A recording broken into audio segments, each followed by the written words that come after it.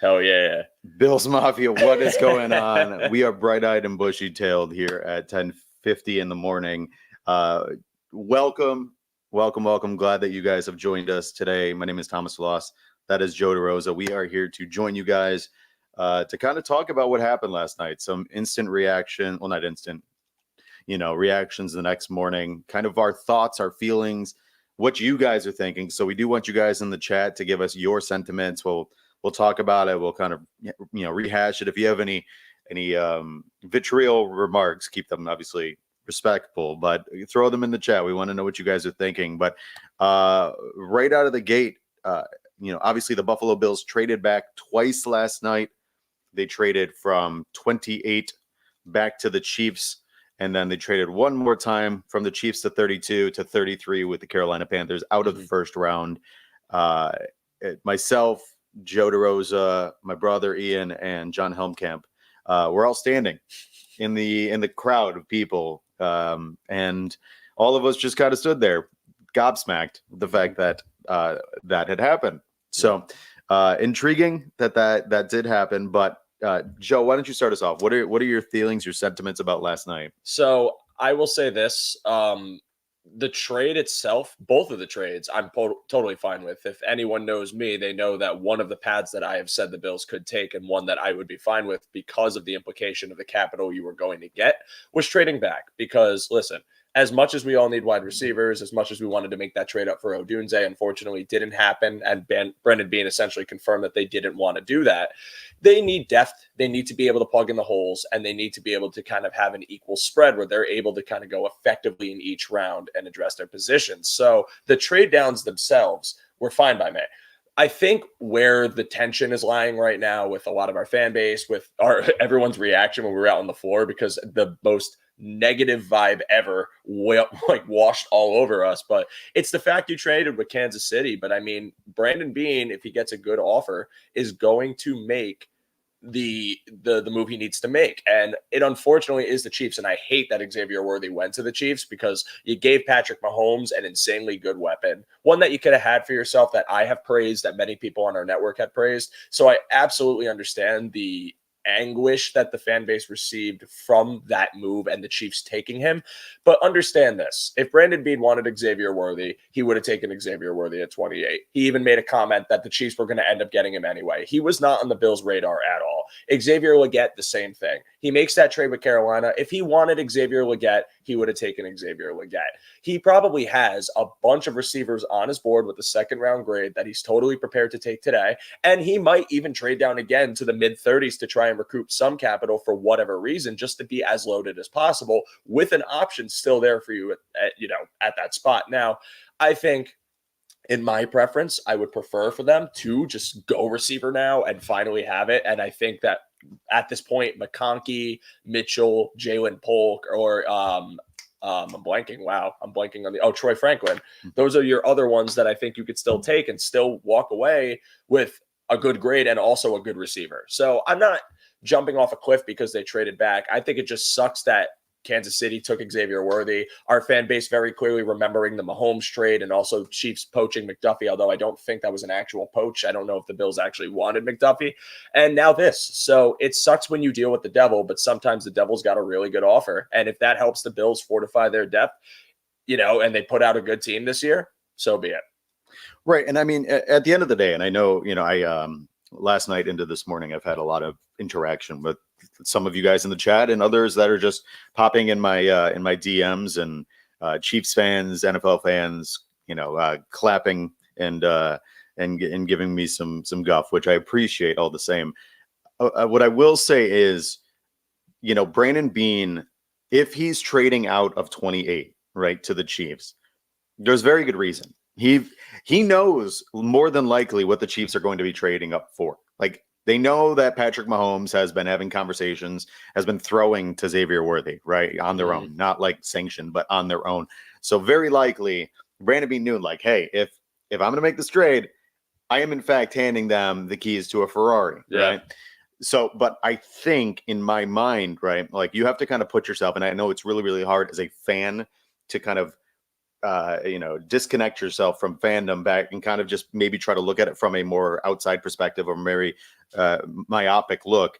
When it comes to this, you have to take that perspective of, well, Brandon Beane probably has a reason why, right? If Brandon Beane did not see, because, you've got Khalil Shakir, you've got Curtis Samuel, right? And not that I don't think Xavier Worthy would be good, but if you listen to his comments, Brandon Beane himself said he doesn't want to have just one type of guy. Right. He wants to have kind of a bunch of variations of different types of guys, because you saw, I mean, let's really be realistic about things. What happened 2 years ago for the Buffalo Bills when Jake Kumaro went down, and then all you had on the outside was Gabriel Davis. You had no boundary receivers. All you had was slot receivers.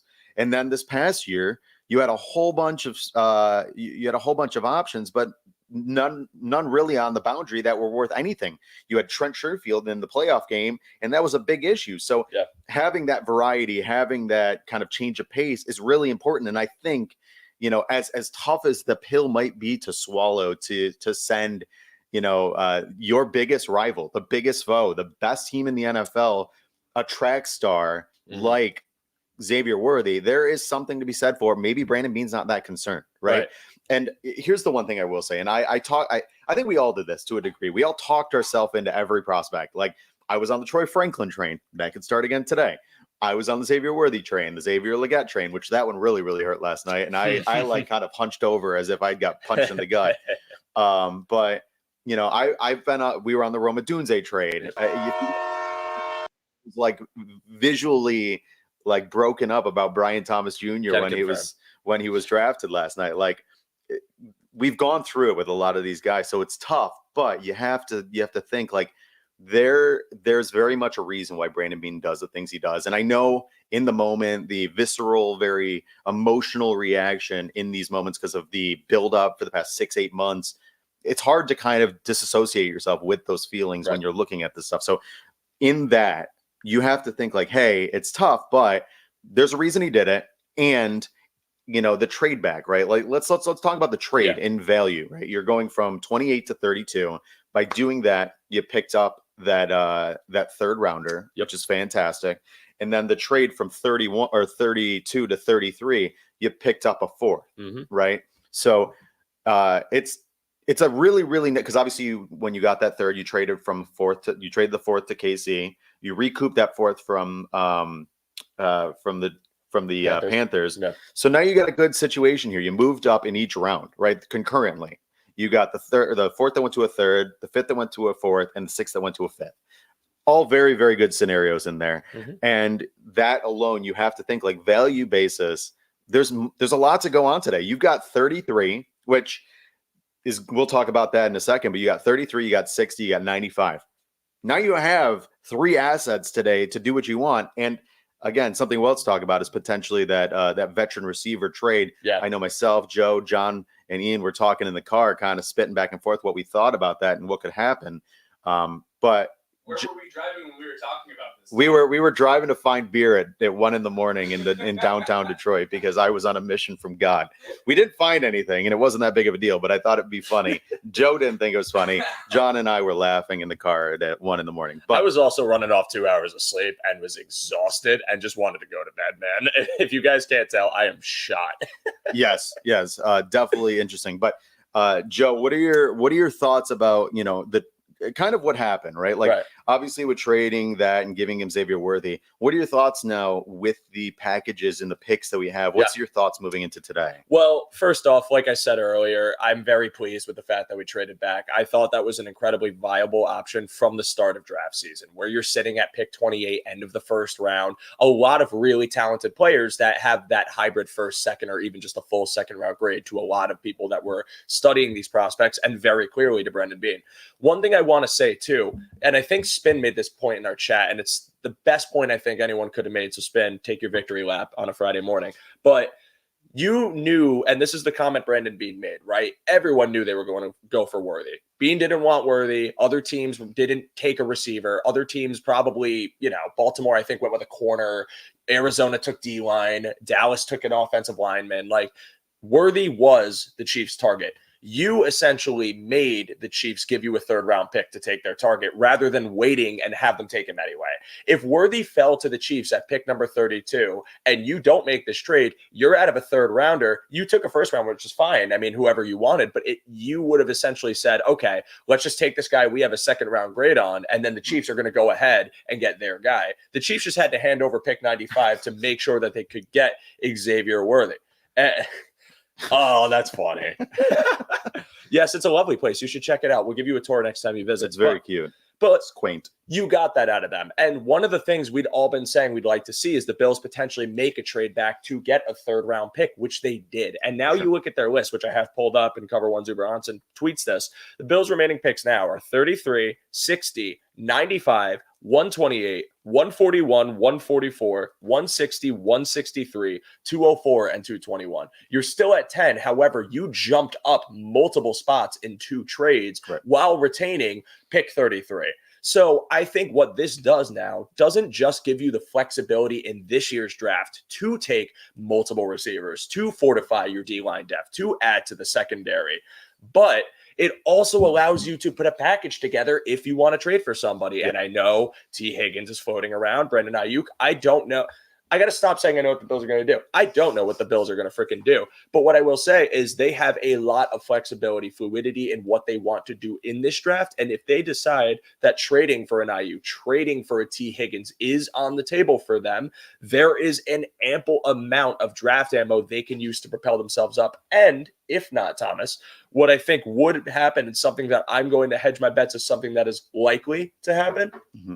The Bills could take their pick at 33 and use this ammo they acquired to slingshot themselves back up into the second and third rounds multiple times, turning 10 picks into what maybe could be 6 or 7, but adding in top 75 talent along the way. Maybe 2 receivers, maybe a D lineman, maybe pick 33 is freaking Johnny Newton, which this fan base would collapse in on itself if it was. But Brandon Beane, I have a suspicion, is making the play to continue trading and just trying to get as much talent as he can with the flexibility to do so. So I really like the moves they made. I know it's Kansas City and it sucks. And I know people are upset that we basically gave them Worthy. But if Beane wanted Worthy, he would have taken him. He was not going to make a trade down and be like, well, damn, I hope Kansas City doesn't try to take him. Right. If he wanted the player at that spot, he would have picked the player at that spot. If he wanted Xavier Legette at that spot, he would have taken Xavier Legette at that spot. He did not. There is very clearly a difference in how he's viewing his board, hence the moves he made, which is now a loaded amount of picks to do whatever you want with. And hell, if you take 10 picks, you have 10 freaking picks in this draft, a wave of young talent, cheap talent that will be on your roster to fortify the depth for the next 4 years. Yeah, and I mean, Joe, to your point, he kind of leveraged the Chiefs against themselves because there's John Helmkamp. He leveraged the Chiefs against themselves because at the end of the day, the likelihood that any one of the teams between, like Joe was saying, was going to take Xavier Worthy, we got a literal bump up from 4 to 3 because they wanted Xavier Worthy that bad. And again, like Joe was saying, if Brandon Beane didn't even want Xavier Worthy, you got a free. It's like a free first class upgrade for doing next to nothing. Yeah, by literally just going back a couple spots. And the other part about this, for all the Lad Hive people out there, for Lad McConkey fans, and I know Joe's a huge proponent of this. You still have Ladd McConkey sitting right at your front doorstep, ready to be picked at 33. And, I know it's tough, right? Like I said, the mental side of, you didn't get a first round pick. But what they did do is now you have, and, Matt Miller tweeted this last night. If you don't know him on Twitter, at NFL Draft Scout, he tweeted, the Bills put themselves in a great position because now, one, they got the number 1 pick in the second round, which once the first round's over, that number 1 pick becomes literal gold. Yeah. So Brandon Beane is holding like Willy Wonka's golden ticket in his hand and can do whatever he wants with it because now, with the other 230 guys or 220 guys that are available right now, Brandon Beane has first crack at any one of them, whether it's Johnny Newton, whether it's Ladd McConkey, whether it's Cooper DeJean. I mean, you go down the list, he's got everybody in front of him. And like we're talking about, and let's kind of talk about this right now. There is the opportunity for the Bills to go after a receiver, a veteran receiver, like a Brandon Ayuk, like a T. Higgins, like a Justin Jefferson.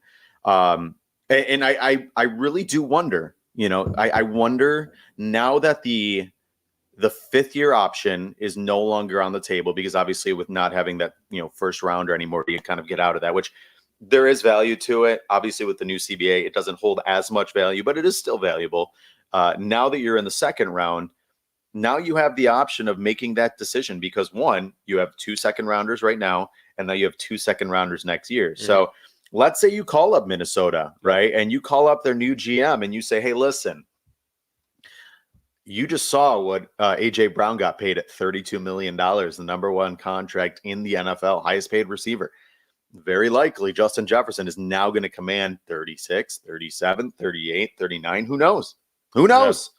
And that's if he gets the contract before Jamar Chase. So that contract's going to balloon up quickly. You go ahead and you offer them maybe next year's first and a second for this year, like number 33 and next year's first.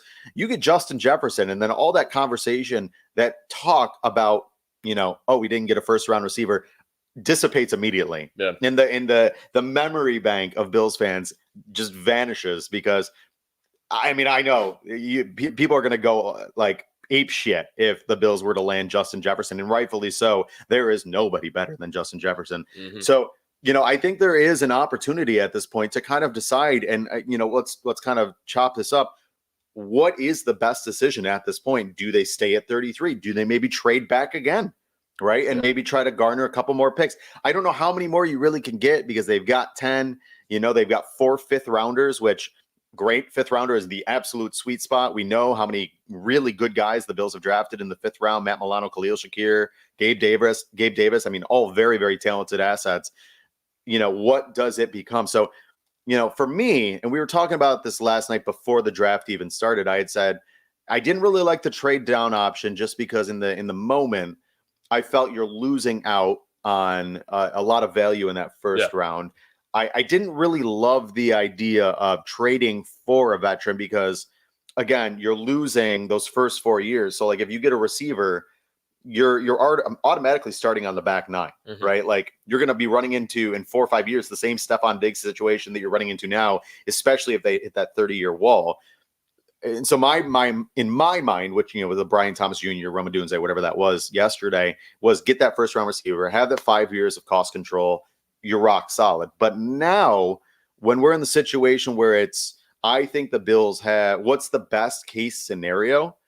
I think there's multiple avenues to this. I think if they really could go ahead and get one of the formidable top 10 veteran bona fide elite receivers, I think that's a good option. The other side to this is, and I tweeted this out a little bit ago, dude on the left is meh. You guys just say some stuff and whatever. Okay, we'll carry on. Elaborate. I don't even know why I acknowledge this stuff sometimes. I just allow it to happen. But in terms of getting a receiver, you could literally get Ladd McConkey at 33, and then when 60 rolls around, you go ahead and get Javon Baker. You are set. Yeah. You are rock solid at wide receiver. Javon Baker, Ladd McConkey, Curtis Samuel, Khalil Shakir, and Dalton Kincaid. That's one of the best receiving cores on paper. Obviously, it has to hit the field first, but on paper, one of the best wide receiver cores in the NFL. I just think the opportunity, and I know it's tough, Cole McMullen saying too much optimism. I love that comment. First off, I'm an eternal optimist of a Bills fan. It's very, very hard to shake me. You'll see this if you come on my show on Thursday nights. I am not hellfire and brimstone when it comes to this stuff. I'm very much like I see glass half full when it comes to the Bills. But in terms of this, I really sorry, that got me. I don't know why. That's so funny. It's cool. I love it. But no, I mean, when it comes to this, I think there's, I know it's tough. Like I said multiple times, tough pill to swallow. Really took tough pill to swallow last night because, we waited all that time. We watched Brian Thomas Jr. go. We watched, Xavier Worthy go, Xavier Leggett. That was tough. But, everything fell into our lap, and you have to really believe to a certain degree that the Bills did what they needed to do. Yep.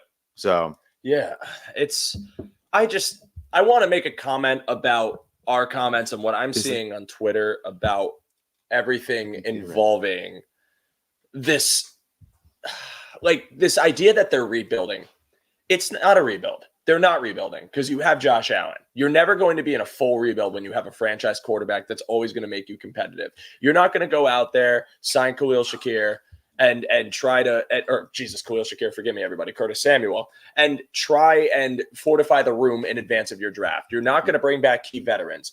The thing I am saying is there is a very real pessimism in our fan base when we were having discussions for so long about the depth of this wide receiver class and the abundance of picks and the fact that it's a retooling because you're parting ways with some free agents like Gabe Davis. You end up trading Stephon Diggs because you very clearly wanted to move on. You end up losing a couple of guys. Like, a retooling is happening. And I think that's a better term for it because you are in the mix of having Josh Allen and having talent on your roster, trying to implement younger talent in an organic way that's basically not putting you in a bind where you're going to lose 12 games in a year because you sold everything, but rather maintain a structure of what you had with Joe Brady and some of the talent you had last year that worked very well. James Cook, Khalil Shakir, Dalton Kincaid, and then add in more young pieces for it. Because again, a point that I've been making, over and over and over again is I really don't think the offense you are going to see this year is one that relies on a true alpha. Now, there's going to be a target share leader. I would suspect that's Dalton Kincaid, right? But they are going to have multiple players, multiple roles, multiple position or multiple prototypes at the position, different skill sets. The speedster that everyone wants might just be a speedster that runs go routes because he's good at that. And that's all you need him to be good at because the Bills face zone like 45% of the time. If he's a zone beater and he comes in and he has 3 receptions in a game for 60 to 100 yards and a touchdown, that's a victory. That's great production. So I think we just got to take a step back and take a breath and understand this is not a rebuild. They might be retooling and they're adding in new young talent. But guess what? If that's the strategy, then this is what you do when that's your strategy. Add in picks, stack your depth. Have as many options as possible to be able to continue building your roster up because guess what? The fastest way for a team to become uncompetitive is hedging all of your bets, stacking your eggs constantly, kicking the can down the road constantly, putting yourself in cap hell with no draft capital and ending up as a team that has to middle ground it because you went way too all in and didn't have a chance to have the pride or to have the wherewithal to step back and say, hey, we got to cut our losses and start adding in young talent that's more affordable. You think about the Saints. You think about even the Rams, granted their bad days was only really just a season. And then you look at the Bills and what they're trying to do. Yes, they put their eggs in to go get Von Miller and obviously extend Stephon Diggs. It didn't work out, but what are they doing? Pivoting and trying to add a youth movement to the roster that could still make them incredibly competitive. And to this comment, KC hedge their bets and respect their quarterback. The Bills are not disrespecting Josh Allen. They're going to draft receivers. They're going to add talent. That is still going to happen. And in fairness, if you really want to say that they respect their QB, last year they had a shitty wide receiver core. They had one of the worst wide receiver cores last year. Yes, they had Travis Kelce, but that was it. They had Rashee Rice, who they banked on. They had MVS, Sky Moore. I mean, you're not talking they had a number of talent. And quite frankly, if Casey really respected their QB, why they went up a couple picks. You're not talking like they moved heaven and earth to go and get a receiver. They waited for one to fall to them. That was it. Buffalo Bills took Dalton Kincaid in the first round last year. Like, I'm sorry, Billy. I try to keep a calm demeanor, but what are we doing? Like, they are not disrespecting Josh Allen. They traded out of the first round to get more picks, to have more capital for a potential trade or more receivers for Josh Allen. Right. They're trying to make a better team for Josh Allen. They just went to the divisional round, guys. We need to take a step back and calm down. Me too, because I'm freaking out on live right now. I was going to say, you're getting very emotional. It's just, I get it. I understand that it's frustrating when you wait to watch a pick and you see Kansas City take Worthy. I get it, but please, we just got so much good capital to do whatever we want. There are still so many receivers on the board, so much depth. Let's take a deep breath. Let's wait for today, because I promise you today is going to be a day that Brandon Beane makes moves, and this team is going to add talent for Josh Allen, and this team is still the team to beat in the AFC East. Even if the Patriots got Drake May, even if the Dolphins drafted Chop Robinson at 21, even if the Jets get a tackle, no matter what they're doing, they're all trying to get to the position that the Bills have been in for 4 seasons. Yep. The Bills are going to get better too. Yep. So it's just Guaranteed. we gotta stop with the rebuilding talk. We gotta stop with Brandon Beane and Sean McDermott deserve to be fired. Like I'm sorry, it's insane. If this team bottoms out, we'll have a different conversation. I will always be willing to talk about the context. The context right now is we are having an unfinished conversation because this draft is only a round in. So Bills fans, myself, let's just take a step back. Let's assess this properly. There's so much they could still do to put a competitive team out, a good team out, a team that can win a Super Bowl out, and we have to see what happens. Before we go any bit further, guys, a couple things real quick. Would love it if you guys would hit that thumbs up. Share this, rate and review. We do very much appreciate it. All the love definitely helps us. And then aside from this, one thing that we haven't talked about is the Cover1 One Pass. If you guys have not signed up for the Cover1 One Pass, obviously want to implore you guys to do that. You get all the in-depth information and analysis. Greg Thompson and his salary cap special is on there. He breaks it, the glossary, breaks it all down for you. So if you want to know more about certain things and more detailed stuff, and you love what we do at Cover1, that gives you more. And it also really helps us. But I can't, I'm not very good at this. I'm not very good at explaining it. So why don't I allow Greg Thompson and Aaron Quinn of the Cover1 Buffalo podcast to do it for us? Many people ask us the best way to support us here at Cover1, and that is to sign up to become a Cover1 One Pass member. That contribution helps give us the access to all the data and information we use to create the content that you love. And I think most importantly, brings you into our community of insiders. It's a great community based on Slack. I know a lot of people don't want to be on social media anymore or be in on those conversations. We bring all of it to you right in our great community of educated fans. And most importantly, you get access to our content creators. Even better than that, everybody loves merch. You get awesome t-shirts, a cool decal, and a letter from the Cover1 team signed directly to you. All for $60. That gets you the entire season, next year's free agency and draft. $60. Click the link in the description. Cover1 Insider, become one today. In fact, actually asking how many cups of coffee, I was literally, while we're doing this, going to go get up and make another coffee and let Joe continue on.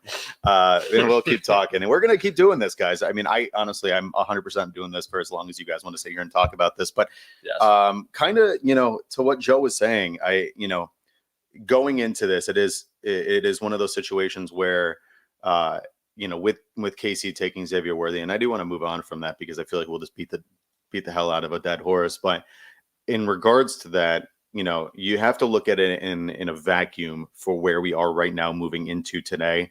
And there's some great opportunities. And for the Bills, I really do believe that the Bills have just a true massive number of options that they can go ahead and attack at this point as to find a way to really get this roster moving. And I mean, if you're looking at the roster in and of itself, right, moving into what yesterday was, and obviously the wide receiver train was a big piece of this, right? Like everybody really said, talking about receiver and what that meant to this team and revitalizing that number one, number two role, which we've spoken on just excess. We know that is a big piece of all of this, and that still is very much a big piece of this. And I don't think defensive tackle, like I know people wanted, potentially Johnny Newton or, Byron Murphy fell, which he didn't. He went early. And I think it was an absolutely great pick by Seattle. But before that, can we talk about Michael Penix Jr.?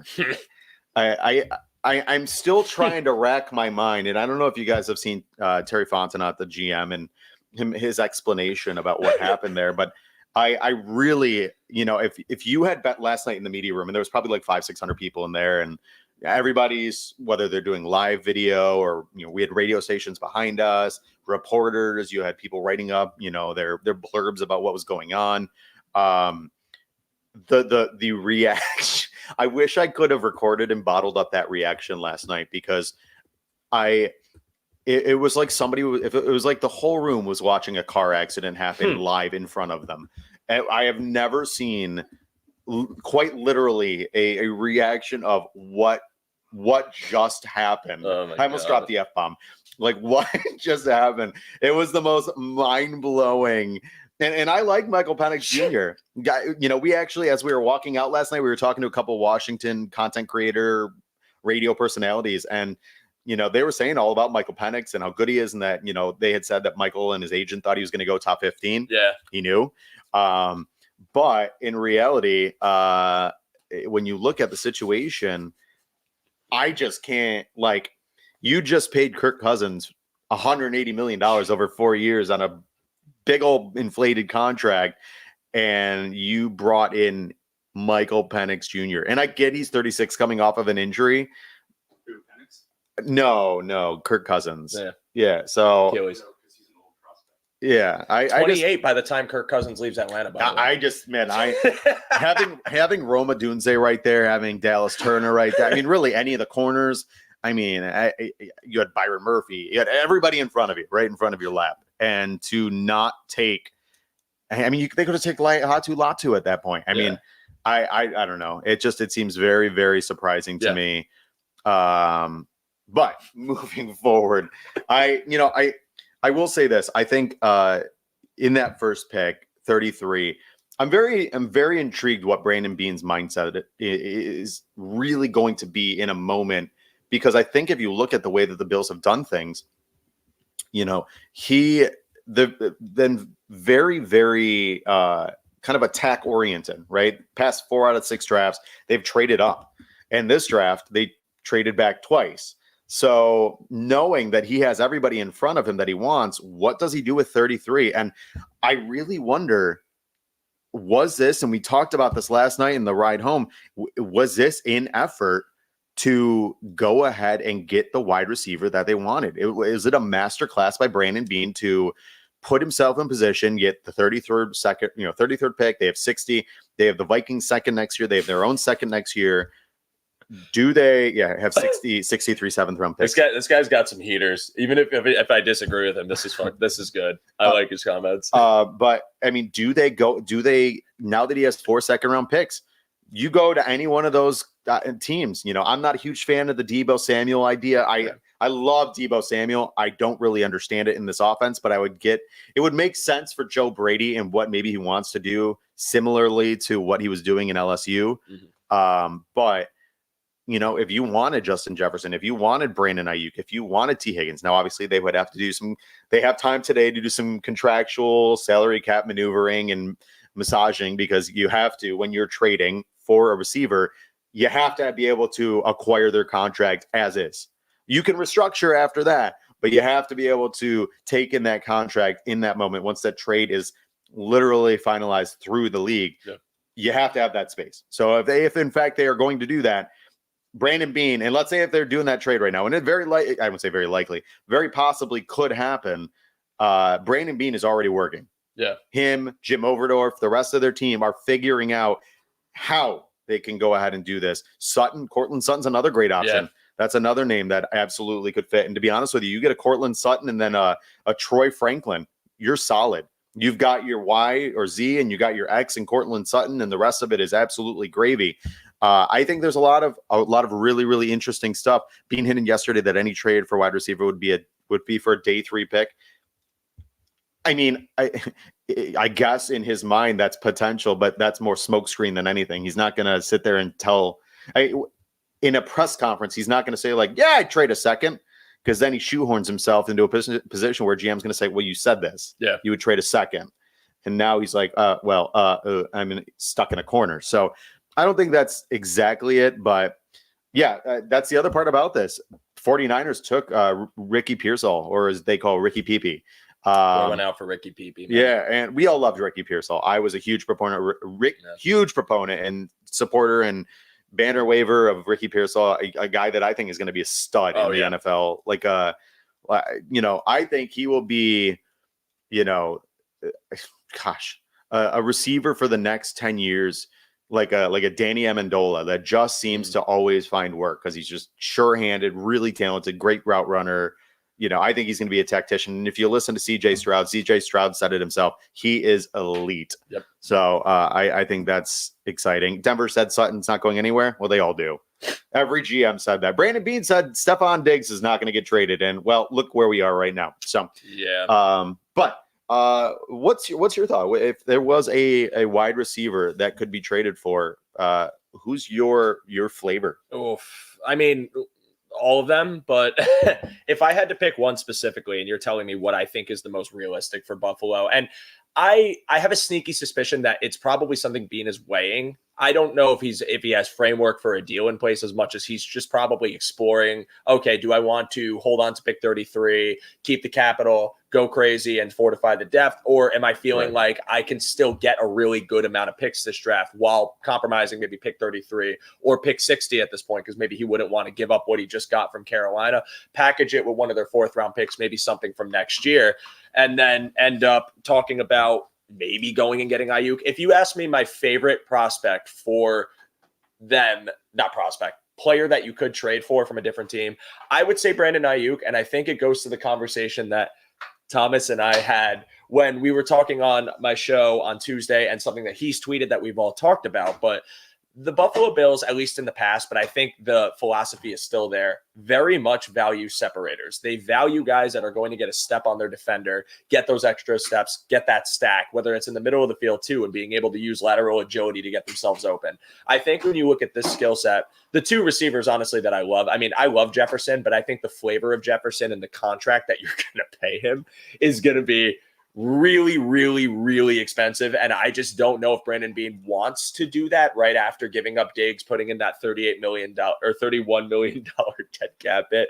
The coffee machine is going haywire right now. This is hilarious. I just got up and went back there and started brewing some coffee. Thomas didn't want to hear what I had to say. He wanted to go make some coffee. But so Brandon Ayuk, to me, makes a lot of sense for the Bills. I think Ayuk gives you that separator ability, not just over the middle of the field, not just going deep, but also in the red zone, which is something I think the Niners were, using a lot or doing a lot with him there. And I think when you talk about Buffalo and the red zone productivity and maybe just trying to take some wear and tear off of Josh Allen, I think one option that you potentially have is getting a really, really stout route runner, really good separator that can work in short yardage situations like Ayuk. So if you're asking me, of all these guys here who I really like, I would say Ayuk. I'd also say Higgins, because I think Higgins has a similar skill set, long arms, someone that can high point a ball really well. You've seen how explosive he is and how good he is at catching, especially contested catching. So, I mean, it's really pick your favorite at that point. I'll say this, Debo, I'm not 100% anti-Debo Samuel. I would see the vision. I would understand it 100%. I think it's more just I have very real concerns about Debo's durability and a little bit about Ayuk's, a little bit about Higgins because they've had their injuries these past couple seasons as well. But with Debo, feels like he's always got some lingering lower body issue, and he's 28 years old. Granted, you'd be getting a full season of Debo at 28 because he turns 29 in January. So like in a playoff run, if you get, if you happen to go deep in there and he's there. I just think with Debo Samuel, it feels to me like San Francisco used him as the ultimate gadget weapon, right? He has the ability to take it up top and go deep and separate, but he's also used in motion. He's used in the backfield. He's used in the middle of the field. I feel like, and I'm not trying to compare the two players because I obviously think Debo as a skill set guy is better than Curtis, but Curtis is what we have for that spot. It almost feels like redundant to go and trade draft capital to go get Debo and his cap hit unless San Fran fronts it just to implement a receiver that's going to be giving you the same thing. Now, granted, and you could probably scheme some way to have them both on the field at the same time and just wreak absolute havoc. I'm not anti-Debo Samuel. I just feel like when you talk to me about the veterans available, there's other options I would prefer to go for, with Ayuk and Higgins being my main two. Obviously Jefferson, but again, I think Jefferson's going to command high 30s, $40 million per year. Do you want to pay that, whereas the other guys, you'll pay a little bit less? You're still going to pay them, but like it wouldn't be the most expensive contract in the NFL. Granted, right. Justin Jefferson is the best receiver in the NFL, but I think just talking about it out loud too, like I'd be excited if I found out this team traded for Ayuk, but I'd also be totally cool if they don't make that move and just go get young talent in this draft. Because again, there's still so many, and there's a name I really like. I don't know if you want to talk about like names that we still like in this draft, but there's one I'm really, really big fan of that. Ladd McConkey's one, yes, but there's another one that I feel like we just don't talk about enough that I think is perfectly in play for pick 33 or in the mid 30s that they could still get, and we'll go into that. But Thomas, I mean, guys you like? Yeah, I mean, I think Ladd McConkey's obviously the cream of the crop at this point. I mean, I truly do wonder if Adonai Mitchell and what had been kind of put out there in regards to effort, which was on tape, his medicals with the diabetes, and whether or not he might need a handler to keep that in check, which I don't want to disparage somebody with what medical stuff. I know diabetes is incredibly difficult to handle. My wife's grandfather has it, and it is what it is. But I don't know how the Bills feel about that, because if you listen to the Bills and you listen to, like, Terrence Gray was at on the Bills Embedded, and he was at the USC Pro Day. He was speaking to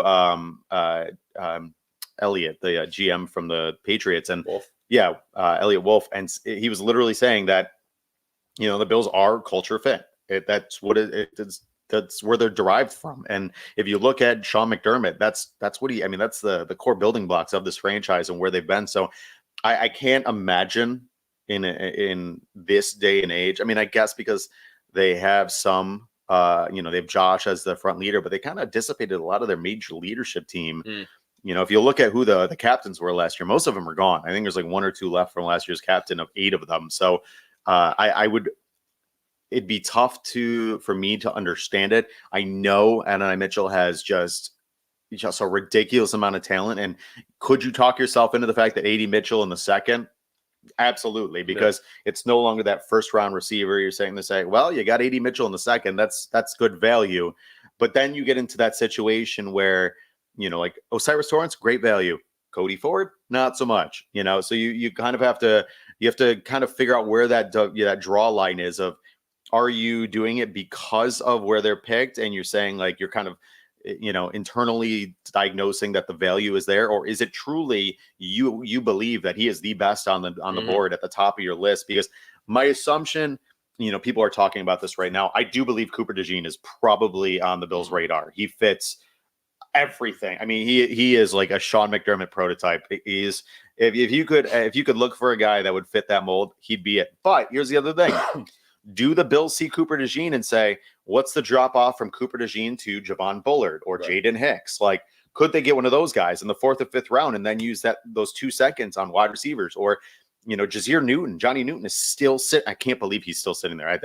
Unless there's some medical stuff or something that nobody knows about, and the guy, like, loves eating Little Caesars pizzas every day or some weird stuff about him. But the fact that he's still there, you'd have to think that's an option. But what I always keep coming back to in regards to this is what's available, right? What in the Bills roster? And this has always been a talking point every year when you get to the draft. Like, it's hard to make the Bills roster, right? Just because of the sheer number. And it's more, it's a little easier this year because of the players that were jettisoned. But when you're looking at what's available, right? Like on the defensive line, you've got AJ Epinesa, you've got Von Miller. I know he's very polarizing, but I think he's going to come back to his own this year. If you watched him the last couple of games, he seemed to really kind of pick up some steam. And, like Trey White, that injury, it takes time to really kind of full year out, full window of an ACL tear. It's a tough build back. But, in defensive ends, you got AJ, you got Groot, you got Vaughn, you got Casey Toohill. You've got who's the 5th guy that they have from last year? I'm blanking. Needless to say, doesn't matter. He probably won't see the field all that much anyway. Klein?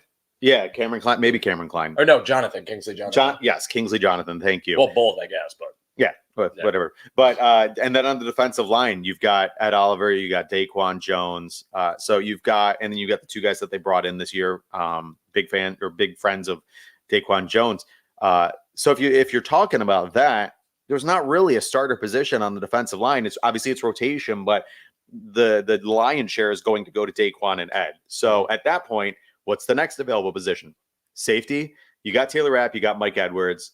I would, unless, like one of these guys, like maybe you get a Malik Mustafa, maybe you go ahead and you get Jaden Hicks, a Javon Bullard, a Cam Kitchens, whoever it might be. Right. Could they unseat one of them? Sure. But at this point, there's not a starter position available. Definitely not a corner starter position available. Obviously there's not a nickel corner. Taron Johnson just got extended, big time player. So then you go on the offensive side and offensive line, a name that we might be able to talk about. Jackson Powers Johnson is still available, which is wild. Another guy that has a huge talent. So you talk about Jackson Powers Johnson, offensive line. Obviously you've got David Edwards moving into left guard, Connor McGovern going to center, and then the rest of it's really kind of the same. There is chances there because maybe they want David Edwards to go back to that 6th offensive lineman, that big man, that jumbo package that they like to run a lot. Could that be the situation where they say, okay, Now we give ourselves more depth. That Ryan Bates-esque situation that they've ran the last couple of years, that's really helped them, especially knowing how injuries have been kind of a prevailing thing. Granted, last year, knock on whatever that this is wood. I don't know what this is. I think so. They were very, very healthy last year on the offensive line. So in that, could they go ahead and say, hey, we want to do that? Jackson Powers-Johnson, you move Connor McGovern back to his natural spot of left guard. Now you're in a good spot. Obviously you have Lyle Collins. There's, lots of possibilities on that line, a lot of guys that are kind of up and available. So, but then you go beyond that. Number 2 running back, you're not taking him in second round. So, if you really break it down, and let's be fair, and I don't think it's just, being a homer or biased or anything like that. The biggest need of immediate impact is number 1 and number 2 receiver. Yep. Because, and this is, again, not to speak ill of Curtis Samuel. I love Curtis Samuel. Anybody knows me, watches my show, knows I have loved the idea of Curtis Samuel since like December of this past year. I've been all about this. I've loved the idea of bringing in a guy like him. Khalil Shakir is going to be a monster this year. I just don't know what their roles are going to be. And I don't know what Dalton Kincaid's. I know Dalton Kincaid's probably going to get 120 to 140 targets this year. So his volume is going to balloon up. But you have to think that in terms of what the Bills need, wide receiver just has to be the option going into this round right here, because they just have a glaring hole at this present moment. And so I think kind of what we're talking, and I said Ladd McConkey, this was a long way around. Adonai Mitchell, obviously still available. Troy Franklin, a guy that the Bills have met with a number of times. That's a big talking point. They had a private workout with him as well amongst his pro day and the combine. They really kind of worked him out. And part of that is Joe Brady knows Troy Franklin from Joe Brady tried recruiting Troy Franklin out of high school to come and play for him at LSU. So the relationship there is very, very big. And if you go back and you have any questions about Troy Franklin, you can actually go back a couple weeks back on my show, Buffalo Late Night. I actually interviewed the host from Locked On Ducks, and he talked all about Troy Franklin and how Troy Franklin could be utilized in this Bills offense, how he's not whatever they call him, the skinnies over in Duckland, because of he's kind of a tall, kind of slender build, but guy that has all the speed. And to be honest with you, he didn't test overly well, but if you watch Troy Franklin, so here's the thing I want to say, and I'm kind of bouncing around. If you ever watch me, I'm kind of like, if you ever watch It's Always Sunny, and he had the flu before the combine. If you ever watch It's Always Sunny and you see the guy with the board and he's pointing to all those things, trying to figure out what the crime scene is. That's what's going on inside my head when I do a podcast with you guys. I'm trying to go all over the place. But with Troy Franklin, the way I see Troy Franklin and Xavier Worthy's really fast. He doesn't play as fast as his time, whereas Troy Franklin's time, he plays a lot faster than he actually tests. So if you ever go watch Troy Franklin, I know his hands are questionable. I think that's, to be honest with you, I think that's more so probably more of a misnomer or a kind of, if you're honing in on what you're looking at, that's going to be tough, because a lot of his ADOT, right? Like if you look at Gabriel Davis's ADOT for most of his career in Buffalo was like 17. Yep. His catch percentage is going to be lower because they're, much higher percent or lower percentage throws deep down the field. So he's going to drop more of them because they're going to have to be perfect throws. And I like Bo Nix, but Bo Nix is not Josh Allen. Josh Allen's going to be able to deliver a much better, much more clean pass to Troy Franklin than he can do. So I like Troy Franklin. I think, like I said, I've been on the Troy Franklin. I kind of cooled down on him a little bit, but that's just because I was on the Brian Thomas Jr. train. So I think maybe we can, heat the Troy Franklin train back up. But the other one that's interesting for me, and it really depends, I think it's 2. I really like the idea. I'm going to say this. I'm not a Keon Coleman fan. I'm going to shut that stuff right down. I apologize. I don't like the idea of Keon Coleman. I think Keon Coleman, if he turns out, old takes expose me. People have done that before to me. They did that with the Stephon Diggs stuff. I got put on blast real hard. I just don't, if you look at his historical data, contested catch receivers in college do not translate well into the NFL.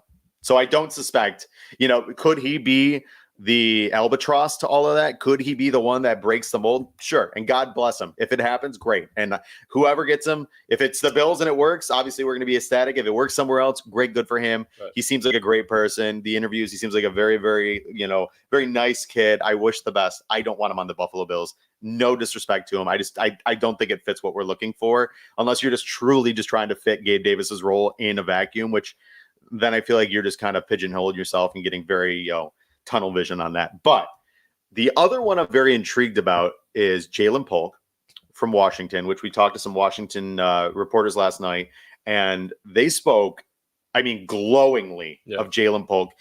Absolutely. One of the questions I asked was, is Jalen Polk, in your eyes, a number one receiver? And he literally, I could not get the words out of my mouth. They fell off my lip before he literally was like, absolutely. He is a number one receiver. He is so dynamic. And so I think Jalen Polk is a great option. If they take Jalen Polk at 33, I will not be upset. I think Jalen Polk's got, and actually Greg Thompson has been banging the Jalen Polk train recently. Great hands, good, really good size. I think he's 6'3", like 200 pounds, 210. Really, good size right there. 6'2", 204. 6'2", 204. Great size. Perfect size for an X receiver. Good speed. I think he ran like a 4.4 at the combine. Really good hands. One of the receivers, I think he has one of the lowest drop percentage of any collegiate receiver this past year, and across his career has been very, very good. The other one I'm very intrigued about, and man, this has been a name that a lot of Cover1 guys, myself included, Joe, John, we've talked about this. He has been Eric Turner's guy. His number one is Javon Baker. Yeah. And here's the thing. I don't think a lot of people thought Ricky Pearsall was going to slip into the back of the first. I wouldn't be stunned. I would not be stunned if Javon Baker is a hot name right now at the top of the second. I think he does everything you need. It's tough that he went to UCF. He's, I would say smaller program, but smaller program in terms of, maybe not one of the Power Five, like an Alabama, Auburn, LSU, those type of schools. UCF, obviously, where Gabe Davis went. But I think Javon Baker is absolutely there. So for me, I like, in terms of who's available, I think my number one is Troy Franklin at this point. If Troy Franklin is available, and John loves Troy Franklin, John Helmkamp actually is from the northwest corner of the United States. So he is from Oregon. He's an Oregon guy. Been watching Troy since he was in high school. Yeah, he's been watching Troy Franklin since high school. He's been banging Troy Franklin's drum, Katana Ladapo's drum. So anybody from Oregon, he's all about. And Washington too, like Dylan Johnson, the running back. But in terms of that, love the Troy Franklin. I think that's a good option. And then, like I said, I think if you're out of there, the fact that Ladd McConkey's name, I think if you land at 33 and you stick at 33, and I think they'd be absolutely fine to do so. If you can get Ladd, Troy, Jalen, or Javon, I think it is an absolute success at that point. Absolute success. Yeah. Then you wrap back around to 60. Maybe you get one of the centers. There's some really good centers and offensive guards. Christian Haynes from UConn is available right there. I think he would be a banger of a pick for the Bills. Really solidifies that left guard position. A guy that's a mauler. He would be perfect as the opposite side of Osiris Torrance. Two very mean, nasty guys, kind of Richie Incognito-esque and say. So I love those. Joe, go ahead. I've been kind of diarrhea of the mouth right now for the last couple minutes, but let's hear what you guys have to say. And guys, in the chat, I love the conversation. Please let us know what you guys are thinking. We'll throw them up on the screen and let us know what you guys are thinking. Yeah. I'm going to ask you all to respect my privacy, and I'm going to keep my picks to myself. No, I'm just kidding. I think for me, there's a few names. So excuse me. And my voice might go hoarse a few times. That's because we were up till 2 a.m. And for some reason, when I go on an airplane, it destroys my body. But I have a few. I like Troy Franklin. He's not my number one at this spot. However, I think for the people that dislike him, I think it's easier to stomach taking Troy Franklin in the second round than the first, especially if you do end up trading back. So let's say Buffalo goes down to like 37 with Washington, then you could sit there. He'd probably still fall in your lap. And then I think that's an A+ pick, because the fact that you were able to get someone that we've been debating as a first or second round prospect now falls to you there. I like him. I think there's valid concerns about his frame, his size, whether the speed actually matches. But if you do watch Troy Franklin, the top speed is there. He's someone who is truly a vertical threat. I think the whole thing is just questions about him against press coverage, which I think if you're a good enough route runner, if you have a good enough release, you can always overcome it. And you are talking like the fastest I've ever heard you talk in your entire I don't know. life. Like, I don't know. Maybe I just got excited about it. But Holy Moses. excuse me. But really, like, with a good enough release, you'll be able to overcome that. And I think with Troy Franklin, and you watch him, he has that ability. The only thing is just what's the difference in skill set when you face a man corner in the NFL? Sure. If you're truly worried about that, totally valid. However, again, you have to look at the split between how often the Bills are facing zone and man. They're going to see zone coverage. So you're going to want a guy that can expose zone coverage with good speed, that can find the holes, which I think Troy Franklin is very good at doing. I also think, and this was a point, I don't remember if this was Matt Harmon or who said this, so I apologize if I'm quoting the wrong person. If the person wants their credit, feel free to check me. But one thing about receivers that you have to look at, I'm paraphrasing their point, is that separation isn't just going up top. Separation is creating space anywhere, and that includes in the middle of the field. That includes going across. That includes on hooks. When you look at Troy Franklin's hip drop is very, very good. Mm-hmm. Good enough that when you watch the Bills run these hook curl concepts that they run a lot, and you see Troy Franklin very good at this, this is something that's going to get separation. So if you're talking about not just a deep threat, but a possession receiver for Josh Allen, Troy Franklin does fit that profile and would have a lot of viability in this offense as someone you line up wide, but could have run a 10-yard hook, come in, get that possession, because they love running those, because Allen loves putting the ball on a spot. So if there are concerns about that, then, like, yeah, I get it. However, I still think Troy Franklin's a great prospect, and I'd be fine with it at 33. For sure. There are other names. Again, you mentioned A.D. Mitchell. I'm not out on A.D. Mitchell. Again, second round, it makes it a little easier to kind of stomach it. So I'm cool with it, but it's not going to be my favorite because, again, I just don't know if that lethargy is something that is a problem or something he would put away in the NFL, get coached out of him, and ultimately be a competitor. Because listen, A.D. Mitchell's got the frame, he's got the speed, he's got the athletic profile to be very good in the NFL.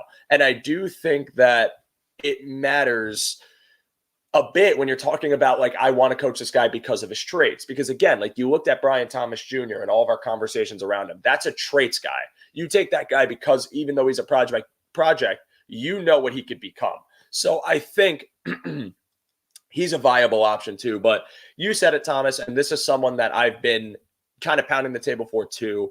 I think he deserves a lot more recognition, and I think it is very realistic that top 30, from 30 to 40, he could be there if the Bills trade back, if they stay at 33, is Jalen Polk. I love Jalen Polk. The production profile is there. When he was at Washington, lining up across from Rome Odunze, he has a mixture of slot and wide snaps, but he still put up almost 1,200 yards. He's got the frame at 6'2", 204 to fit that size profile that the Bills receiving room needs. For sure. So I think with Polk, I've seen him mocked as low as 60. I don't think so. I think he's going to fall in that 30-40 range, and I think he'd be an excellent pick for the Bills because he is someone that I think can separate. He's someone that can make contested catches as well. He's someone that can go across the field too. There are a variety of ways that you could use him in this offense, and I think the route tree will only grow in the NFL, and someone that I think would be a home run pick by Brandon Beane at 33.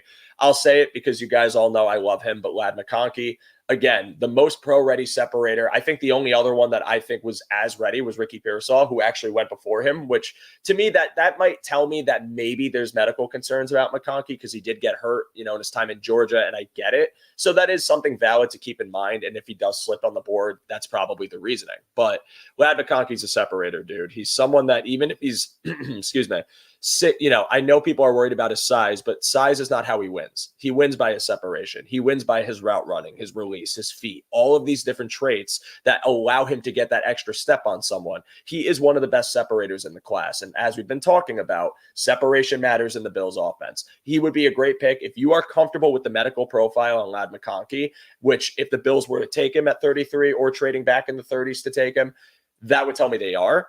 I think it's a home run. I think that this is a guy that, again, I know Eric and other guys in the network have comped him to Emmanuel Sanders, but naturally people are always going to think he's Julian Edelman. He's Danny Amendola. He's this. He's a vertical threat. I know people are having a hard time wrapping the head around it, but like he can go up top. He can go get it. He's a guy that will win by being able to separate, much like Stephon Diggs was able to do. I'm not comparing them as players specifically, but conceptually, we have seen separators in the Bills offense win by doing so. Cole Beasley, again, Emmanuel Sanders directly, Stephon Diggs. Like these are guys that do that. McConkey is another option that can do that.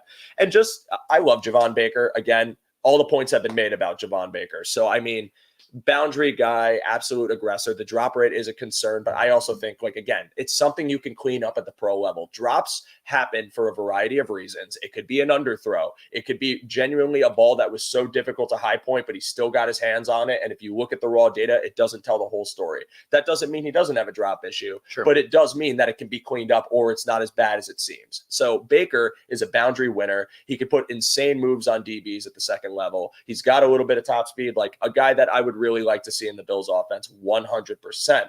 And Cole, yes, Ladd McConkey can play outside. In fact, he played more out wide at Georgia than he did in the slot. But another later round option, not late, but like if you want to talk about the third or fourth. And honestly, I think these guys could go a little bit higher, but I think one of the reasons for one of these guys might be their size and the other guy just because of where he played. But if you liked the idea of Debo, but you wanted to go for a younger guy that, even though he played a majority of slot in college, could be an insane chess piece if you want to do something where you have both Samuel and this player to just wreak havoc, that's Malik Washington.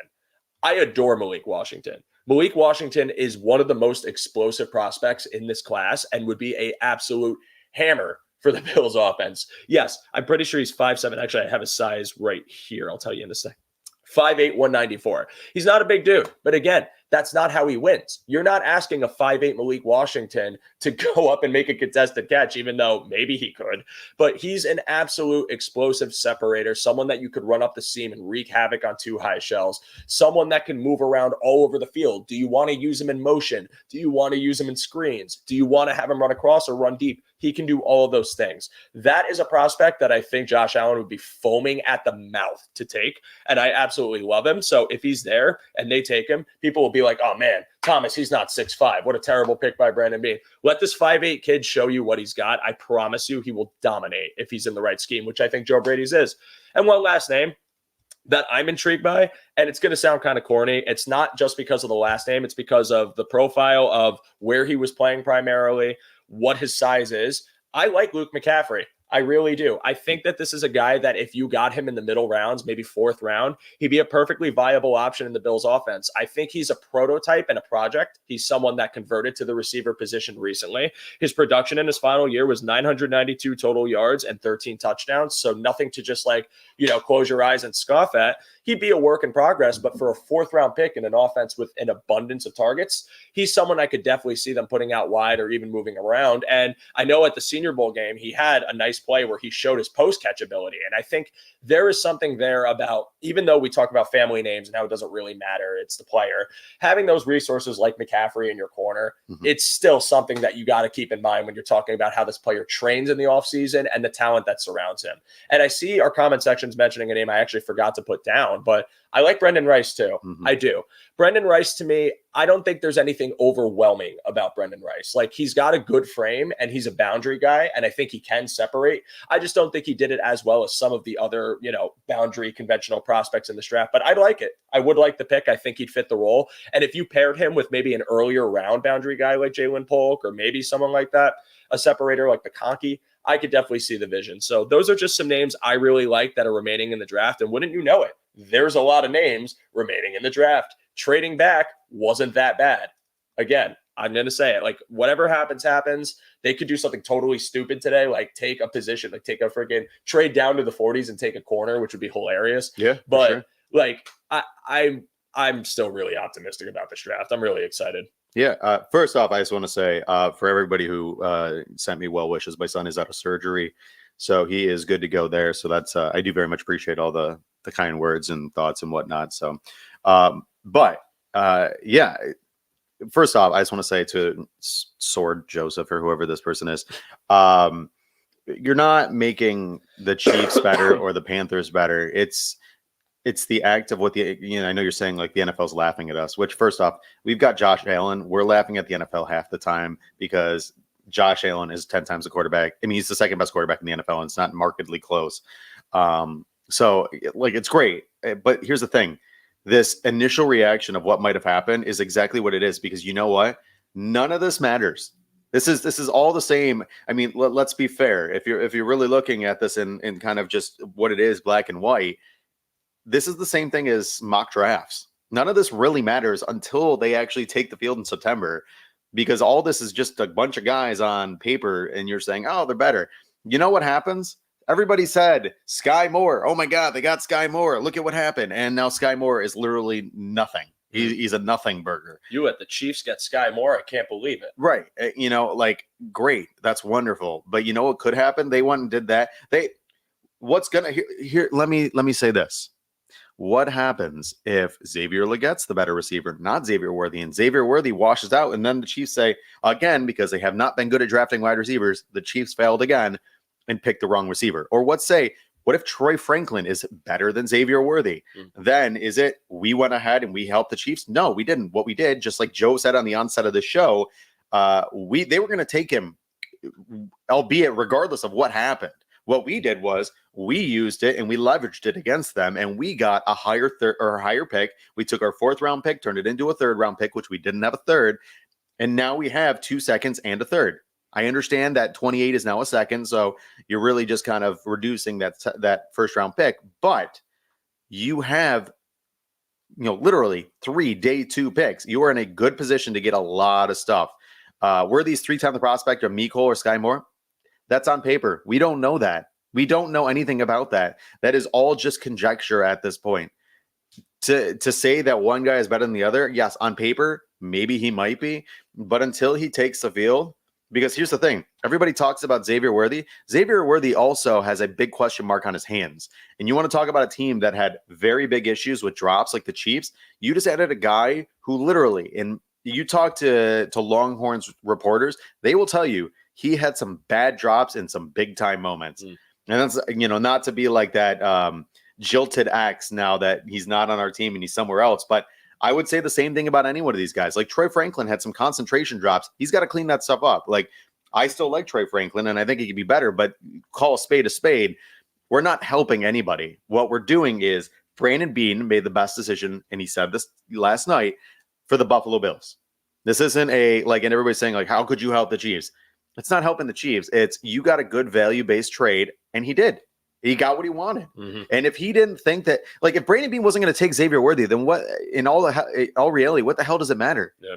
Like, if you didn't do it and you took a guy in the 1st round that if Brandon Beane had no 1st round grades, which he said he didn't, and here's the thing, general managers will literally lie and say that, of course they had a 1st round grade. They probably didn't, but that's how you shoehorn a player into a spot and make it look like they did the right thing. He didn't. So why would he lie about that? Why would he say, like, oh, they had a 1st round grade, didn't take him? Why would they not take a 1st round graded player if they had him there? They had the opportunity. They had everybody in front of them at 28. They could take whoever they wanted. They had all the receivers still available outside of the first 4. So at that moment, why not? They didn't. They didn't want anybody. Just like nobody wanted Johnny Newton. Nobody took Cooper DeJean. Literally, he fell out of the 1st round. Like Ricky Pearsall got got drafted at the bottom of the 1st. Obviously, there is some conjecture in regards to who is believed to be a 1st round graded talent. So I don't think it was the Bills helped anybody else, or the Bills helped the Panthers. Like, the Bills dropped back and they added another pick because they didn't like. And here's the thing. You got to remember, like, in our minds, right? And it's easy to get manipulated in this moment. The Bills spend an entire year doing this stuff, guys. Like, they scout these players. They go to their pro days, but they literally have scouts. So there's like the Southwest scout, the Midwest scout. There's like a Northeast scout. Like, they have scouts that spend all year watching football games. They go to games in person. There is a Bills scout at every single South Carolina football game that has watched every moment of Xavier Legette. And I love Xavier Legette. I had a Wes Mitchell a couple weeks ago from Gamecock Central come on and talk about him. And, I would have loved to have Xavier Legette on the team, but they didn't think that he was the guy for them. And very likely it was because he had 1 year of any type of production. Everything beyond that was really very questionable at best. And he's a converted quarterback, So I think if you're talking about what we're looking at, I think you just have to be fair and honest. And as Bills fans, I'm a season ticket holder, right? So like, I am just like you guys. There's a lot of times, I went, like I said last night with Brian Thomas Jr., I was telling the guys, I was like, I am going to be like legitimately sad. And I was, because I've been banging. I tweeted right before. I was like, Brian Thomas Jr., no matter what. Like, I was all about that nonsense. But in reality, you kind of have to take a step back and say, but why did they do it? Right? Like that pragmatic kind of approach of like when you're, kind of when you're younger, and I'm going to use an analogy right here. Kind of when you're younger and your parents tell you to do something, but then when you get older and you become a parent, you're like, oh, that's why they did that thing. Like that makes sense, right? Like as a Bills fan, right? Like you could sit there and say like, and the weird thing is we don't even look at past drafts, but past drafts for Brandon Beane are literal blueprints as to maybe why he's done things in the future. Mm-hmm. You have to sit there and say like, there's probably a reason why Brandon Beane didn't take these guys. Like it wasn't just because he's like, I'm going to screw the Bills fans, or like I hate Josh Allen. Right. Or I hate Josh Allen. He's not helping me. Only Brett Veach helps his quarterback. Like, of course, that is exactly it. Not the fact that he took a first round tight end that Josh Allen literally asked for. But, like you have to sit there and say in that moment, they literally could have done almost anything that they wanted to do, but they decided in that moment, it wasn't best for the team. It wasn't the best move. It wasn't a guy that they wanted. And you have to take that and say, you know what? It is what it is. It's the guy that they didn't believe that whomever that player was worth their time on the roster. And that's fine. And so, you know what? Casey took him, so he must be garbage, right? No, that's not what I'm saying. What I am saying is it wasn't right for the Bills. And that's fine. Just like how 252 other players aren't right for a team. Every team chooses not. Tom Brady was passed over by six rounds of teams over and over and over again. Was he not right for every other team? And he became the greatest quarterback of all time. Like we do this every year. Khalil Shakir is an unbelievable talent and a rising star in the Buffalo Bills. Was he not right for every other team? It was just not right at that moment, or maybe it didn't fit, or value wasn't. Because you have to think Brandon Beane looks at value and pick. That's it. Yep. And if they don't co-align, he's not going to do it because it doesn't make sense. You're not going to waste a pick, especially like I said with the Chiefs. They got the higher pick. They went from the 4th round to the 3rd round, a place that they did not have a pick. And Brandon Beane even said not having that 3rd round pick when they did the compensatory was a huge, huge issue for the Bills. Huge issue. Yeah.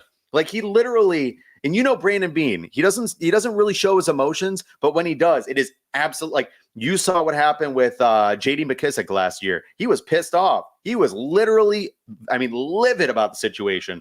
This year, that set him off because the NFL told him, he sat there and he had the understanding that they were going to have a 3rd round compensatory pick, number 100.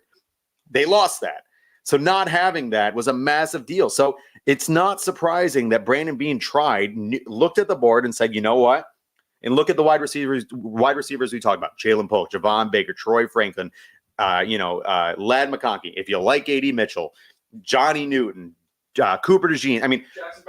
Jackson Powers Johnson. That's 7 guys right there, and they dropped back 5 spots to 33. Yeah. And all of them are still there. Yeah. So if Brandon Beane saw all 7 of those, and they're like, I'd take any one of these 7, and the Chiefs want to come up, and because they want to refill that Tyreek Hill void that they've left behind, and they obviously see they need a receiver, they said, screw it. They want to give us a 3rd round pick, and we'll give them our 4th. We'll get a better pick. We'll jump ahead 40 spots and get the guy we want. Gucci, let's do it. And they did that. And that's exactly what happened. So, it's one of those situations where you're not helping anybody. You're not doing anything to circumvent the system. Or Brandon Beane is not sitting there and saying, you know what, Jeremy White on WGR, you wanted the wide receiver train? Well, screw you. I ain't taking a wide receiver in the 1st round. Like none of that was happening. What he did do though was he did exactly what he's done every other year. He did it based on value. He did it based on what he wanted to do. Everybody looked at Dalton Kincaid and said, well, why did he do that? Well, he knew that the Dallas Cowboys wanted him. So he jumped over top of him, got the guy he wanted, and called it a day. But then there's other times that he picked the guy based on value where they were. Yep. And it's a conversation to be had when you see any move that the GM makes in the draft about, well, why would you do that? Why would you trade with Kansas City? And we'll just reiterate the point again. It's not that we're saying that the talent that they passed up on isn't someone they valued. It's just, hey, if we're at pick 28 and we have a second round grade on this guy, then our whole board sits as a second round grade. What are we going to do? Do we want to shoehorn the second round grade at 28? Or do we want to see if we can trade back and maybe get a good package for it, maybe recoup the third round pick and be able to get that prospect that we wanted, that we weren't able to originally have plans for because we didn't have a pick in the 90s. Right. But now it's like, okay, well, if it is the second round player that these guys want that we don't feel the same way about, why are we just going to take it? Like, let's just field it. And to your point, real quick, I just want to kind of slide that in with Brian's comment, higher probability of success in the first round. Sure, maybe. But if you're shoehorning a player in from the second round or a guy that doesn't have that value, you're not giving yourself success. In fact, you're putting yourself at a disadvantage because you're trying to force something that's not my, square peg, round hole type of situation, expecting it to be a successful result, where in reality, you're probably, and they literally, you ask any general manager anytime, if you're chasing a position, you're going to fail every time. It's all, if you do BPA and you get the best possible player available at that moment, you're going to give you the best possible spot because you're literally going by value. But if you're trying probability of success in the first round, sure, that's fine. If it's a first round graded talent, if it's not, you're not doing yourself any service. Yeah, you have to be cognizant of the fact that it's your team, it's your positions, you have depth, you have things you need, right? Why am I going to force it? Never force it, because forcing it is how you get into situations where you overdraft somebody, maybe put them too big of a pedestal, and they don't end up panning out the way you did, or the expectations change for the output of the value they were originally going to be. If I took a receiver that maybe I had a mid-second round evaluation on, but someone else had a first, and, let's say my prediction comes true and I took them in the first anyways, then that player has like 500 to 600 yards per season, they're going to get labeled a bust. My thing is, I just don't think it's that serious when it comes to why being traded back and why everyone, again, the rant I went on before. It really is one of those things that Brandon Beane looked at his board, said, okay, these are all second rounders to me. I want to move back. So he did twice. And guess what? Here's the capital to show for it. And today I think he's going to be very active. And I think all the players that he could still amass in this draft are going to be impact players of multiple positions of need that you earned because you were able to make those trades to fortify the depth you needed. So again, I understand that the morning after show is going to stir reaction because everyone's still processing what happened last night. We were all down there in person to watch them trade back twice. We all had our cameras up. We were all ready to take a video. And then we saw the Chiefs B-roll start playing. It was almost like if for wrestling fans, if you're standing, it was like when freaking Dwayne Johnson was standing in the ring and the Undertaker music started playing. That's literally what it was. Perfect. We We were looking there and all of a sudden we see the Chiefs Super Bowl highlights and we're like, no, they did not. And then you see Chiefs and you're like, oh my God. And then you get down to the second Buffalo pick and you're like, all right, they're going to do it this time. And then the Panther logo popped up and you're like, oh my God. Oh my Brandon. God, it's John Cena. Stone Cold. Brandon, what are you what idea? You madman? You know what I mean? But then and in the moment I get the reactions, but just even walking away, and John can attest to this because I think John wanted to strangle me because I kept trying to reassure him about Xavier Worthy. Oh, I walked probably 500 yards off into the sunset when I saw that they traded and they got Worthy. I was trying so hard to be like, guys, trade down makes sense. It all makes sense. They didn't want Worthy. If they wanted today, him, by the way, much I've come around. better spirits. But if they wanted Worthy, they would have taken Worthy. If they wanted Leggett, they would have taken Leggett, guys. Brandon Beane doesn't do this stuff by accident. The whole plan is in place. I'm sure there are multiple, again, and I say this all the time, multiple roads he can take here, but ultimately your GM isn't just trading for the sake of trading. He's trading because I don't want to take a second rounder in the first if I don't need to. Let me wait. These guys pick at the end of the first too, Thomas, and that's a thing that I don't think we touched upon. That is a really big point when you're referring to first round activity. These guys are not picking at 10. These guys didn't go from, 10 to 27 like they did with Trey. Granted, Trey White was a home run pick. Right. These guys didn't go from top 5 down to 32, down to 36, where they had a big position of need and passed up because they wanted capital. They're sitting at pick 28. The end of the first round is muddy waters. It's so many players that you probably have a second round grade on that it makes no difference to you if you move back because, hey, okay, one of the receivers on our board gets taken. Hey, here's 3 others that we thought were good. For sure. The end. I mean, dude, outside of the big 3 or the big 4, I guess, because it was Verse, Chop, Turner, and Latu. Like, there is probably an edge rusher in the middle grade for second round, probably like Nealand or somebody. Like, Right. they're not going to just, if edge was their biggest need, they're not going to take Marshawn Nealand at 28 just to fill that void because that's a mistake because you overdrafted based on your evaluation. It's Right. got to be logical. Even if other teams are making improvements, you don't control that. And that's the thing that I think a lot of anxiety from the fans come from and a lot of like anguish comes from is, oh, well, they're getting better. I can't control that the Patriots wanted to pick Drake May because the Commanders wanted Daniels. But guess what? They did. There's nothing you can do about Great it. talking point. So right there. just focus on your own team, make the moves that are savvy and logical. You will improve your way and by default be able to compete with any team that goes against you. Right. And Dustin, great point right there. Last receiver to be picked at the very top of the second round was T. Higgins. I don't think anybody's complaining about T. Higgins right now. In fact, DK Metcalf was also a second round pick. yeah, Yeah. DK Metcalf was a second round Bills pick. passed on him for Cody Ford. Yeah. Trust me, there is absolutely a situation where you know, and Kevin, listen, this is not the case. They didn't trade out of the first because Terry Pagula said, "Hey, I need to save some bucks." That was not part. That was not part of the conversation there. But Oh yeah, Kevin. no, that would be hilarious. No, I mean, let's be fair. I mean, if you look at it, T. Higgins being a second round pick, the number 1 pick in the second round. First off, how apropos would it be if the Bills went ahead and went and traded 33 for T. Higgins? Literally got the same, like just a round robin flip and let the Bengals go ahead and do what they want. I'd be fine with it. I love T. Higgins. I think T. Higgins would be perfect for this Bills offense. He would be perfect for Josh Allen. It just comes down to cost and what they think. And again, when it comes down to cost analysis, contract versus, you know, being a rookie contract, that's the tough part right there.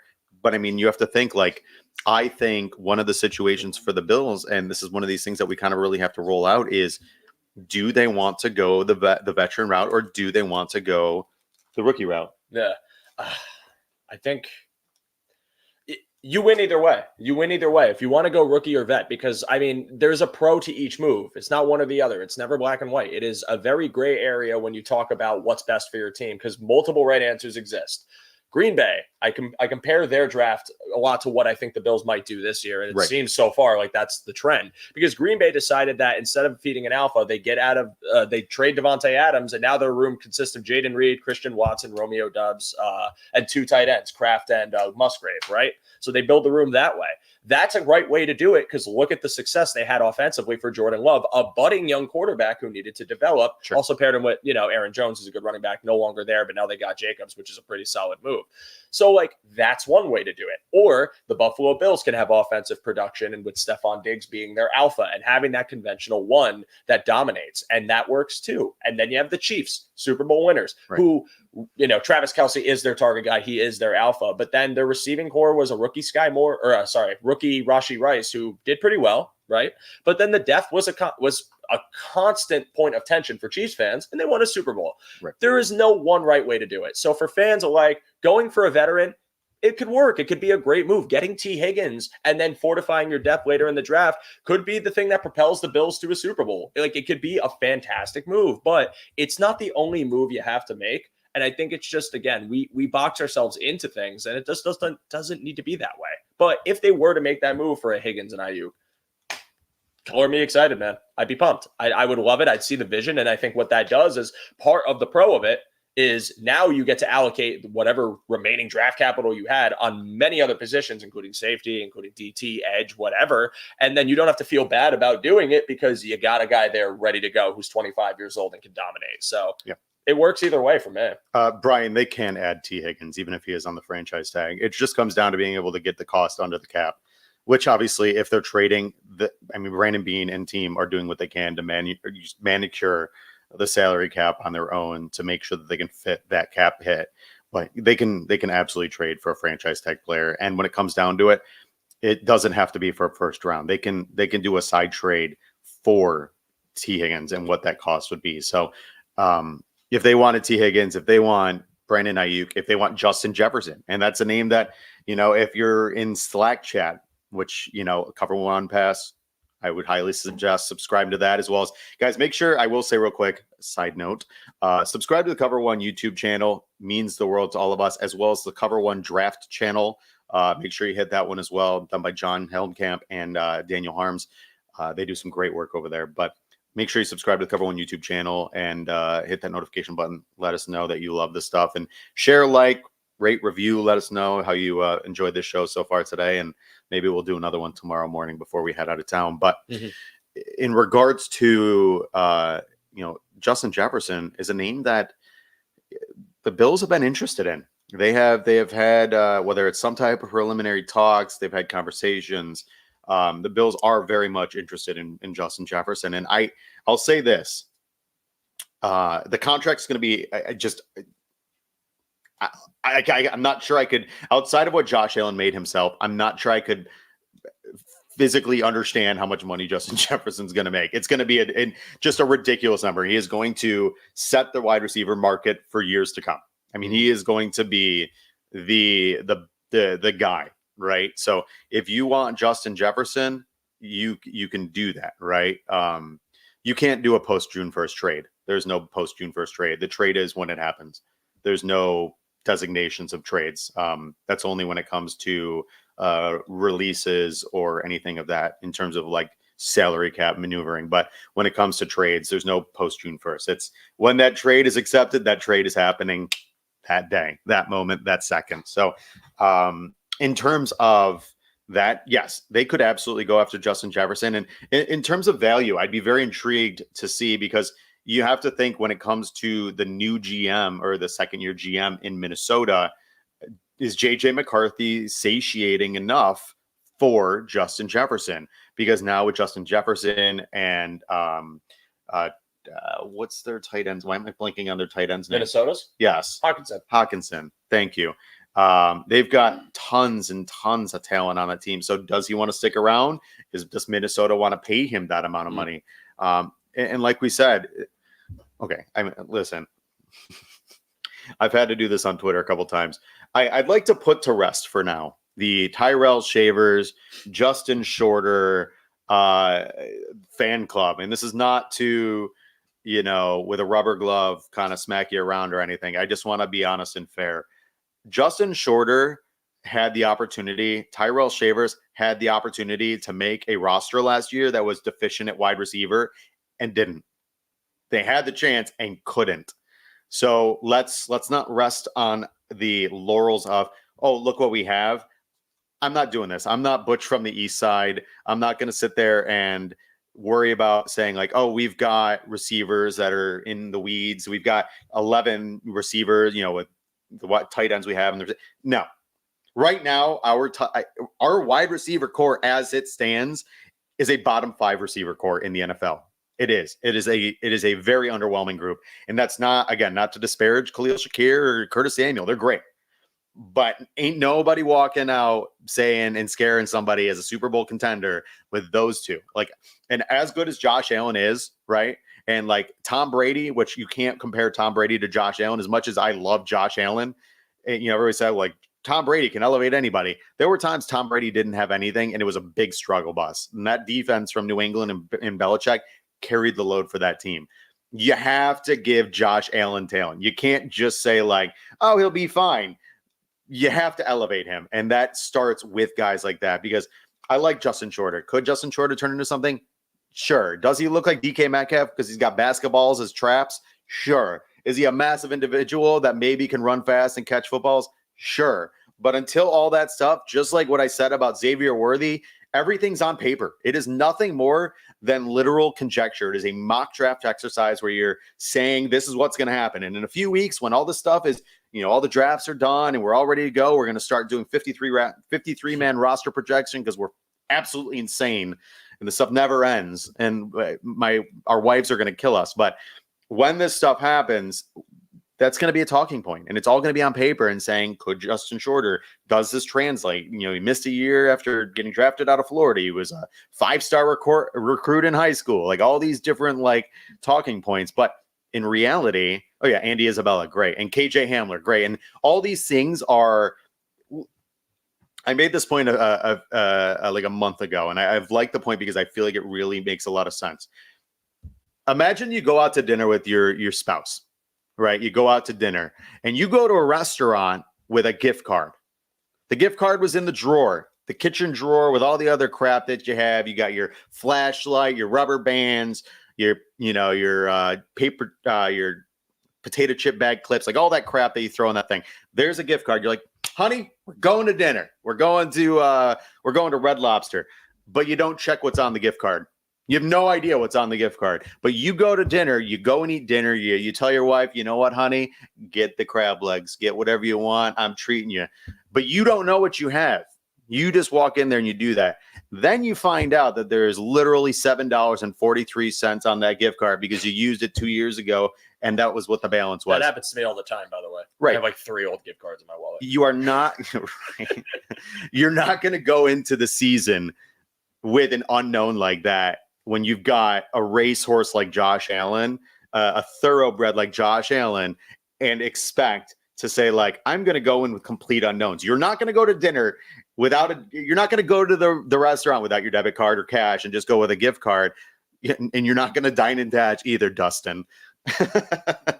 But you want to know what you got, right? You want to have some level of certainty, and that doesn't provide you anything. So when you're going into this season, you are going to say, hey, listen, I want to know 100% in this analogy, which of your is the thoroughbred? Josh Allen. Josh Allen is the premium, the secretariat, the one you bank your money on. Seabiscuit. It's the Seabiscuit. Yes. The Airbud. The Air, Snow Dogs. Yeah, there you go. All the random names. I can do that too. Jumanji. Yeah, no, Titan. No. At the end of the, what are we doing? We're going way off the rails. In terms of this, I've already had 3 cups. I haven't even had a cup yet. I'm surprised my hands aren't shaking. In terms of all this, you have to go in, and that's why what starts, I mean, today, right? It starts today at 33. You have to get that guy. You have to. Like, and I love the possibility of trading back, but I think end all be all. Here's my like line in the sand. If you're gonna do one of 2 things, you're gonna do this. And I like Jackson Powers Johnson, but I ain't taking him at 33. I like Cooper DeJean, ain't taking him at 33. I can get with all the safeties still on the board, I can get somebody that I feel just as confident in the 4th or 5th round to step right in and be competent enough. I think I'm fine there, right? If you're going to do it, I'm going one of 2 ways. Either one of the 4 receivers that we mentioned. I am not a huge fan of Adonai Mitchell, and I don't think he fits the culture, so I'm going to leave him out of this. It's not to say anything bad about his talent. Could he be an all-world wide receiver? Sure. And God bless him if it works out, like I said, with Keon Coleman. But you know what? Like, people like Kias and they like driving Kias. I might not buy a Kia. Doesn't mean they're not good cars, but I might not have one in my garage. I'm fine with Keon Coleman. I'm fine with Adonai Mitchell. I'm not going to have him on my roster. Ladd McConkey, Javon Baker, Jalen Polk, and Troy Franklin. Any one of those 4, awesome. I am great there. If it ain't one of those, take that 33rd pick and trade it for one of those veteran receivers that we've talked about. I'm not a Deebo Samuel. I shoot that off into the sun. I don't want a 28, 29-year-old receiver that's had injury issues and is very specifically a scheme fit. What if you get him for really cheap? I don't even care if you get him for pennies on the dollar. I don't want him because that cap hit is going to be a very large piece, and he's got a pretty large contract right now. Go ahead. You want to bring that up so we can take a look at that number? Yeah, hang on. But Justin Jefferson, you want to do it? Awesome. I love Justin Jefferson, love T. Higgins, love Brandon Ayuk. Cortland Sutton, great name. Yep. You can get Cortland Sutton for a 4th. I mean, we have 4 5th-round picks. You want to trade a 5th-round pick to Denver? I mean, they ain't going to do anything with him. And Cortland Sutton surely doesn't seem like he's all that satisfied. Give Cortland Sutton a brand new contract. That cap hit is absolutely fine to put under. In fact, you might even be able to fit Cortland Sutton as is currently, or very minimal maneuvering to get him under the cap hit. But one of those 4, I think that's it. You got 8 guys. I'm going to say this right now. My 8 guys: Ladd McConkey, Troy Franklin, Javon Baker, Jalen Polk, or Cortland Sutton, Justin Jefferson, T. Higgins, or Brandon Ayuk. One of those 8 guys, if that's who we end up with today, I think we are in a great position. And I think every Bills fan, quite frankly, comes back down to earth, settles down, takes a deep breath, You know, the bad boys, woosah, rubbing your earlobes, feeling a little bit better about everything. And then you recalibrate, because then you got 60 coming up right down the pipeline. And I think you're in a good spot. Yeah, I agree with the receiver talk. I think I'd like to see them address it, just because I think now that you're out of the first round, there's a touch more urgency.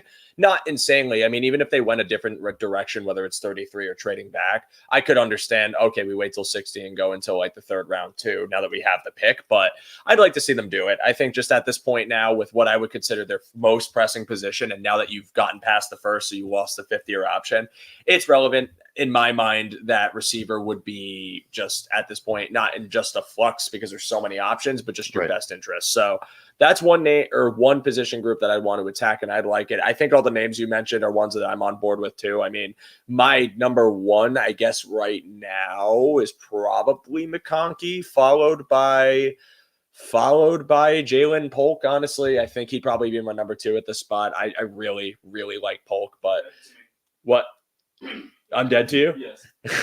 Sorry, guys. I'm dead to John live on air. You heard it. He will not be speaking to me for the rest of the trip. I like Franklin too. I won't be mad at the Franklin pick either. There's really just a lot of things you could do here that I think all make sense for the Bills still.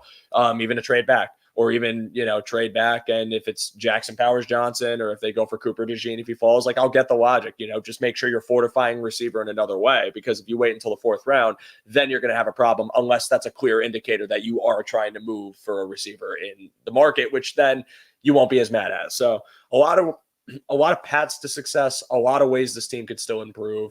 Again, I think we're going to look back and be a little more calm, a little cooler once we see them take that first receiver, and everyone could just reel it in, because I think that's really where a lot of the stress is coming from, is that there still just isn't a body there yet. So. Yeah, I absolutely agree. And so, guys, we're going to wrap this up. I've been going on for an hour and almost 40 minutes. So I definitely do appreciate you guys hopping in with us this morning. And, later tonight, 7 p.m., round 2 starts with the Buffalo Bills on the clock. Wild. We